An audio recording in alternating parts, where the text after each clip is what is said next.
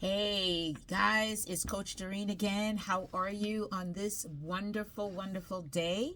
It is the new year. So happy new year if I haven't spoken to you or haven't seen you or haven't connected with you or it's been a while. Happy new year to everybody. I hope you had a great and safe and happy new year entering into 2025. It promises to be very, very interesting and I want us to be ready for it. So let's get right to it. This is another Think It Through. All right. So the topic of today is stress no more. All right. Simple strategies to combat daily stress. All right. So one of the things that I want you to keep in mind in the back of your head as we go through this today is stress does not choose its victims. It attacks us all. The problem is how to fight it. So today we're going to be talking about what stress is, what stress does, and how it affects the body. All right. So where does stress originate from? That is one of the things that came to mind as I was doing my personal study. And I think I'm going to do like maybe 3 days on this as we go forward. And that was the thing that came to mind is like, well, where does stress originate from? All right. But we all do know, we're not sure where stress came from, but we all do know that stress is a silent killer that sneaks up on us without warning. We could be having a go-lucky day. We can wake up on the right side of the bed, right? Everything is going well. And then something happens and it's like, it's all over, right? So we are surrounded. We are surrounded by stress and it has become normal. It's a shame, but it has become normal, like a day-to-day traffic on the freeway, right? We know that if we do not leave, like certain areas, like where I am in New York and Queens, Belt Parkway, Cross Island Parkway, all that area over there, if you don't leave certain areas by a certain time, we just know you're going to get bottlenecked. You're going to hit that traffic. And that's what chronic stress and stress has become like in our day-to-day lives. So many of us are dealing with chronic stress that is causing havoc in our minds, our bodies, and our emotions. We are dealing with it or we are trying to get rid of it, right? My coach has been telling me that we should not be dealing with chronic stress. We need to get rid of it. So we have to develop an exit strategy. But the question still comes, like, where is your stress coming from? Right? So I realized as I was doing my study, it's like stress is like sin. We are born into stress at birth.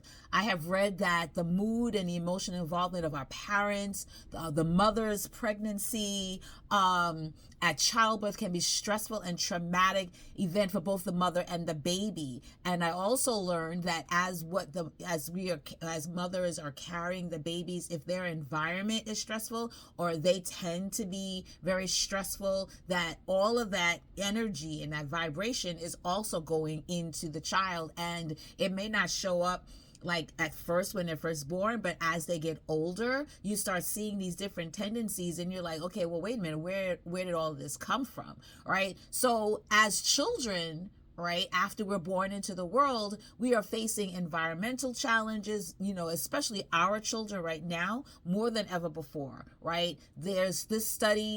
This includes them studying and adapting to the routine of their home and facing peer pressure, being called names, suffering bullying, either in person or on social media. All of these experiences are like building walls and experiences of stress and disobedience. Sorry, my mind is on disobedience as well. But disappointments in our lives and in our children's lives especially. And then there's adulthood, right? We all thought that when we grow up or it's like when I become an adult, things are going to get better. I'm going to have more control of my life. I'm going to do what I want when I want it. But we realized that adulthood brought more emotional and financial stress into our lives, right? Now it's like, okay, well, we didn't have to pay bills before, but now we got to pay bills and where's the money coming from and so forth. We started, even as adults, start thinking that us pursuing our dream jobs and our purpose would even satisfy and maybe pull off some of the stresses and stuff on our lives. But that also now includes more hard work, right? And more realization that what we are pursuing requires more discipline and it requires more emotional intelligence and intellectual skills. Is like, And all at the same time, like we are experiencing personal drama, not only our drama, the friends drama, the jobs drama, the drama of the world, political, financial crisis. It's, and then the increase of coldness of people's hearts that are being expressed as we're seeing more and more violence starting to come into the world. But at the same time, looking at all of this, right, we should not be surprised, because what did Jesus tell us? Jesus said that in this life we will experience trouble. He said that to us in John 16:33, the Amplified Version. It says, in this world you will have tribulation and distress and suffering. So we've been warned. But a lot of times I think that we don't think that he was telling us, just like, oh, he was talking about the bad people, right? It's like those who are not doing his will are the ones who are really going to have no, it's all of us. He said, in this world. So if you're living in this world, which I know you are and I am, we are all going to be suffering some type of tribulation and stress and distress of some kind, right? But we have to realize that our life's lesson is for us to learn to avoid its extremes, right? And to rethink the way we respond to it. Because if not, we're going to be filled with like anger and bitterness, and we're going to be moody, right? So I don't know if you've noticed it, but a lot of people are talking about emotional intelligence. So when we're dealing with our stressful lives and the things that go along with it, we just have to make sure that we are staying on top of our minds, and we have to make sure that we are operating in a high level of emotional intelligence. So going back to that same verse that we were speaking about, Jesus also said to be courageous, to be confident, to be undaunted, to be filled with joy. He said, I have overcome the world. So we're talking about he said his conquest is accomplished. His victory is abiding. So I know you're like probably saying, okay, Doreen, Coach Doreen, why are you bringing this up now? I mean, after all, it's only January 2nd. Can we just relax a moment? Can we still be on the January 1st New Year's vibes before we dive into all of the stresses of the new year? Yeah, I guess we could, but I'm absolutely sure it is only January 2nd at the recording of this video, but I'm sure that you are already experiencing some stress or in the midst of a stress crisis already. And if you are not, get ready, it's coming. I'm sorry. It may even come this afternoon. It may come at the end of this video, but it's coming, because what did God say? He said that in this world, you're going to have trouble, tribulations, and distress. So we just have to be prepared for it when it comes and when it arrives, right? So many of us are like either denying the fact that we are stressed, or we're ignoring the stress signals that our bodies are giving us. And I want you to ask yourself, what kind of stress are you in, right? I want you to shed light on it. I want you to expose it, because again, it's that sneaky thing, right? Stressors are sneaky, and it can do a lot of bad things to our bodies, and we may not even recognize it, because again, we realize that stress, we think that stress is normal. It's like, okay, and even to the point where we're starting to like not feel it. We're starting to be desensitized by it. We just think that it's normal. And chronic stress should not be normal. We should be fighting against it with everything we have, right? So stress does not choose its victims. It attacks us all. I want you to hold on to that, because according to the Mayo Clinic, right, it says when stressors are always present and we are always feeling under attack, we are in this fight or flight reaction that stays turned on. And that's not the purpose of that realization or that response in our bodies. Is like, okay, it's supposed to be there to fight, and then once it's done, we're done with it, and then we're supposed to go to a homeostasis or a balance. But unfortunately, because the way the world is right now, our fight and flight is on automatic. It's on, and it's not going off. So we have to recognize, and maybe you are not realizing the level of your stress, and so therefore you just keep putting it under, and then God forbid something should happen and it just turns on. I think that's a lot of things that are happening where people are just, doing violent things for no reason. I mean, we call it, they snapped. And it's like, well, that's stress. that level of whatever was going on inside of them was simmering for quite some time, and nobody recognized it, or they kept putting it underneath the carpet or underneath the blanket, and it's like, okay, until something happens, right? So, according to Mayo Clinic, right, they said the long-term activation of stress response and too much exposure to cortisol, which is the stress hormone, can disrupt almost all the body's processes, and this puts you at higher risk for many of the health problems, the chronic health diseases that are going on, like anxiety, depression, digestive problems, headaches, muscle tension and pain, heart disease, heart attack, high blood pressure and strokes, sleep problems and weight gain, problems with memory and focus. If you are suffering or experiencing any of the things that I spoke of, those are flags. Your body is sending off a flag within you to say, okay, something is going on and these things need to be addressed. So it's also so important that we learn to deal with our stress and to cope with our stress in healthy ways. All right. So we have to look at how are we going to be able to healthfully deal with our life stressors. So again, everyone has a different way. So what will bother me may not bother you, may highly stress you, may not highly stress me. So we have to remember that everyone handles stress very differently. So you have to know you. So it's important for you to learn to identify what causes you, what stresses you, what triggers you, right? Then once you realize what those situations are, or people are, or triggers are, then you have to take action. You have to learn how to take care of yourself physically and emotionally in the face of all your stressful situations, right? So let's try these management tips. All right, again, these are listed through the Mayo Clinic. They said eat a healthy diet and get regular exercise, get plenty of sleep too. All right, do relaxation exercises such as yoga, deep breathing, massage, or meditation, or what we as Christians would call prayer, right? The next thing, which I do too, which is, I think this is really great, keep a journal. Right? Write about your thoughts and what you're grateful for in your life. Because sometimes when you write it out, if you don't have someone that you can like vent to, or a safe space where you can go and vent, that it might be better if you just like write it down, and then read it over. And so that way you are coming face to face with what it is that you're going through. Take time for hobbies such as reading or listening to music, or watch your favorite show or movie. Do things that are going to make you happy and to bring a sense of calm and peace back into your life. I like to watch movies.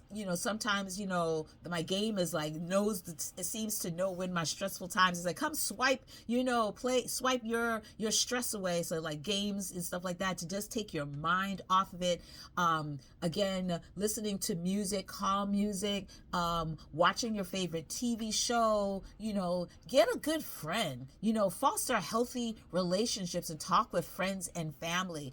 I love the new commercials that are out right now. And I love the fact that it's like the young people, because I think that, they really need an outlet where they're talking about sadness and depression, and their friend is like, well, you can talk to me, you can always talk to me. And I just think that that's a beautiful thing, because a lot of times we find that there may be some type of shame, because of the fact that we're going through and we don't know how to cope with it. And it's like, listen, we're all going through something. All right. So again, find someone that you feel like it's a safe space, that you can talk with, a family, a friend, a counselor, right? And then of course have a sense of humor. Right? Find ways to include humor and laughter in your life, such as funny movies or looking at joke websites. One of the things that I like to do is, especially like on Facebook, I love watching the animal things. Like they do some silly stuff, watching them trying to open the door or getting stuck in stuff. It's like those things are just so cute, and it just sends a sense of calm, right? Something that make you not think about the problems of life, right? Right. And then another thing that you can do, which is a great thing, is that you can volunteer in your community when you're feeling stressed or you feel like your life is like totally like out of control. When you start volunteering with people who are maybe going through different situations or even in a more dire situation than you look at your life, it's like, you know what, things ain't all that bad. It's like, okay, you know what, this is good. But then also it's such a well-being and a heartful way of helping other people. I think about the people at my church. I'm at the Great Isle Cathedral, and seeing them like early, or early on Monday mornings and on Thursdays afternoons, where they're setting up and they are preparing, food for people who are coming from all over the neighborhood. It's like, what an accomplishment. It's like when you start seeing all the people standing on that line waiting for the basic things of food, right? It's like, you know what, life is not that bad. And then you have compassion, right? So the other thing that you could do as well is like organize and focus on what you need to get done at home and work, and remove the tasks that are not needed. And this is a great place and opportunity to delegate. Sometimes, especially we as women, we feel that we got to do it all. If we don't do it, it ain't gonna get done right. And sometimes, you have to pay for peace, as my coach would say. You need to pay for peace. If you can't get that done, or you don't have the desire to do it, pay somebody to do it, and it's okay. So delegate at home, share the chores, it doesn't have to always be you. Take some of the weight off your shoulders and give it to somebody else for a moment, right? And then the last thing is seeking professional counseling, right? A counselor can help you learn specific coping skills to manage your stress levels, because sometimes, all of the other things just don't work. It's like, I tried everything and it just doesn't work. And sometimes you need someone who doesn't personally know you or in your circle or in your atmosphere to kind of hear what it is that you have to say, and so that they can look at it and help you look at it from a different perspective, right? So the other thing is to stay away from the unhealthy ways of managing your stress. Like, some people's like, oh, I go home, I gotta have a glass of wine or whatever, using alcohol, they're smoking, they're using drugs, using excess food, they're even using excess sex. Okay, so let's be real. Mayo Clinic didn't put that in there, but we know what kind of world we live in, and yeah, people are using everything that they can to not feel what they're feeling, right? So that's why I said it's like, you need to take the opportunity to acknowledge where you are stressed, right? What's triggering you, right? And then we need to look at how we are coping or managing stress, or not managing it, or putting it underneath and not thinking about it at all right? So how do we fight the stress that is on our lives? And what we need to do is not deal with it. As my coach would say, we don't need to be dealing with it. We don't need to manage it, especially if it's been like months or weeks. We need an exit strategy, which means we got to figure out how to get out of the stress, because stress kills, right? So the first thing I want you to do, right, is check your ecosystem. What is going on around you? I remember, if you have been around me a little bit, I said that you are what you eat, and you eat what you are, right? And that's not just with food, it's with your atmosphere, it's with your people. Who are you around that is causing stress, all right? So in Proverbs 22:24-25 in the Passion Translation, it says to walk away from an angry man, or you'll embrace a snare in your soul by becoming bad-tempered just like them. So you are who you are around. You become and start imitating the people who you are around. Proverbs 24-25 in the Amplified Version says, do not even associate with a man given to angry outbursts, right? Or go along with a hot-tempered man, or you will learn his undisciplined ways and get yourself trapped in a situation which it is hard to escape. So again, we need to check our ecosystem. Who are we around? Who is influencing us? Who's triggering us? Because again, we become the company that we keep, right? That is one of the things of wisdom that we learn from the Word of God. Is like, okay, if you don't want to be that, all right, then you need not to be around them. We tell our kids that all the time. It's like, you're going to get in trouble, being around people who are doing the quote unquote bad things, because again, you are guilty by association. So again, let's make sure that we are making sure that the people that we are around are people who are positive, people who are thinking clearly and not going into outbursts of anger. The next thing we need to do is check our hearts. We need to check our hearts. Ecclesiastes 7 and 9 in the Amplified Version says, do not be eager in your heart to be angry, for anger dwells in the heart of fools. All right, so when we get stressed or whatever, our tempers are a little bit higher, if we get moody, we get touchy, touchy-feely or whatever. All right, so we have to be careful that we have to check our hearts and make sure that our stress is not affecting our hearts to the point where we are lashing out on people, places, and things for no reason. The Amplified Version says, let all bitterness and wrath and anger and clamor, which is perpetual animosity, resentment, strife, false finding, and slander be put away from you, along with every kind of malice, all spitefulness, verbal abuse, and the malevolence. All right, so again, we know that when we are in chronic stress, right, and we are not at our best, that all of these things going all around us, especially all of the negativity, is going to affect our hearts, and is also going to affect how we are responding to those things, those people who are around us. All right. The Voice says in the same passage, it says, banish bitterness, rage and anger, shouting and slander, and any and all malicious thoughts. And the Voice says that these are poison. They're poison. So those are the things that are happening in us because of the chronic stress, right? We're going off in our minds. Everything is like, so again, those are the things that are happening, and they're coming out in different kinds of ways, all right?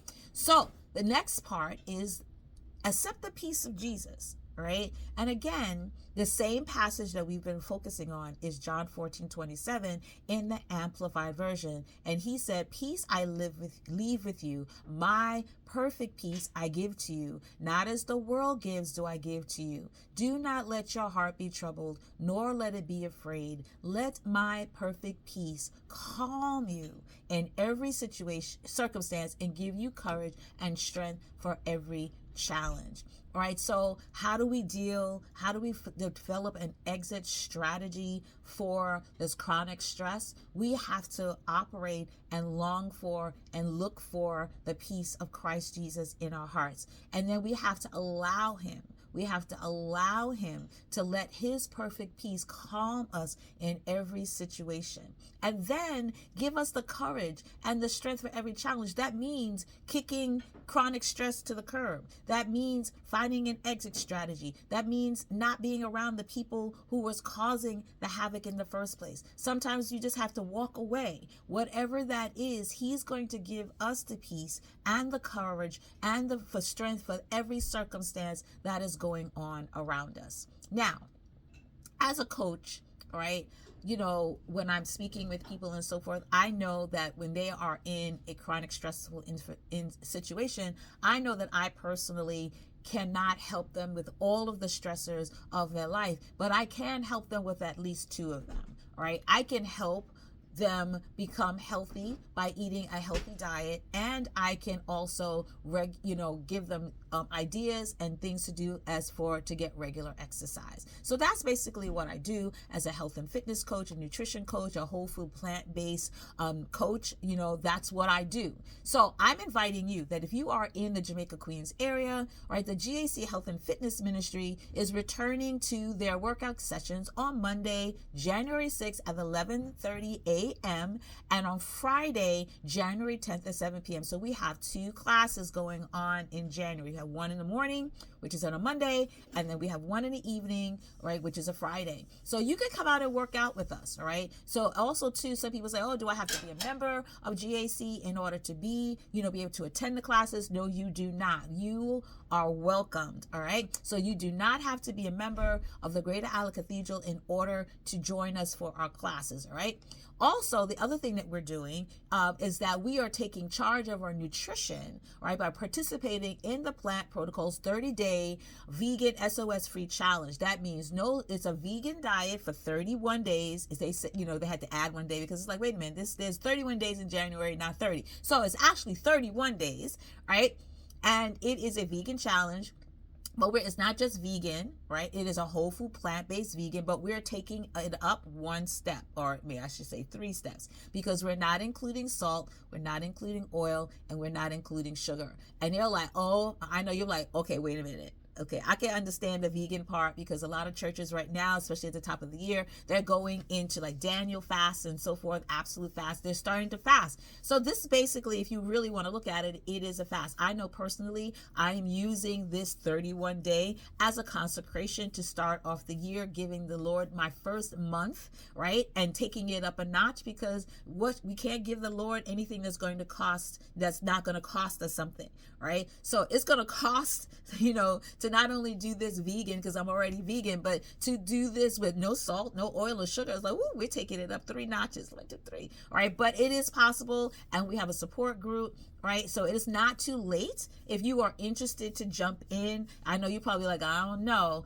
but if you go back to our Facebook page, right, there's a lot of videos there. There's a playlist there just to give you some idea. And trust me, you may think that it's hard, but it's really not as hard as you think. So the reason why we're doing it this way is that when you are impacted with a lot of stress in your body, right, our bodies produces stress hormones called cortisol, which can affect things like your appetite and your digestion. So stress affects our hormones in negative ways and can make you crave foods that will make you feel good like in the short term, but will harm you way down the line. All right. So foods that contain white flour and sugar, spike our serotonin and dopamine, and that gives a temporary emotional relief. You know how you feel like, okay, I just had a piece of candy, I had something sweet, I had that donut, I had that cheese or whatever, and it's like, okay, you had that temporary relief, everything feels great. But those same foods aren't good for you in the long run, and then can lead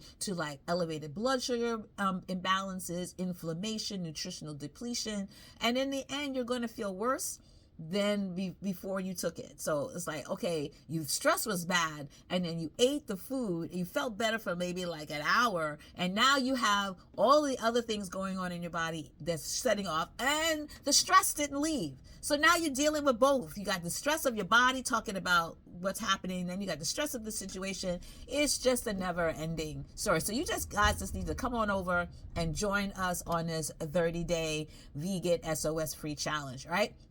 So if you would like to have more information either about the exercise classes or the 30-day vegan SOS free challenge, feel free to direct message me, leave whatever information like in the comments, or you can direct message me on Facebook. So that's it. What we need to figure out is like just understanding that stress has its victims, all right? And it doesn't care who you are or what you do. Stress does not choose its victims. It attacks us all. So we have to figure out how we are going to fight it. And my suggestion is, if all else fails, continue to pray, all right? Continue to seek God, change what you're eating, environmentally, internally, what you do eating physically, and get moving. So I hope that this information was helpful and that you will take the necessary steps to create an exit strategy for your stressful situations. So that's our Think It Through for today. All right. I hope it was helpful. And this is Coach Doreen signing off. Until the next time. Have a great one. Bye-bye.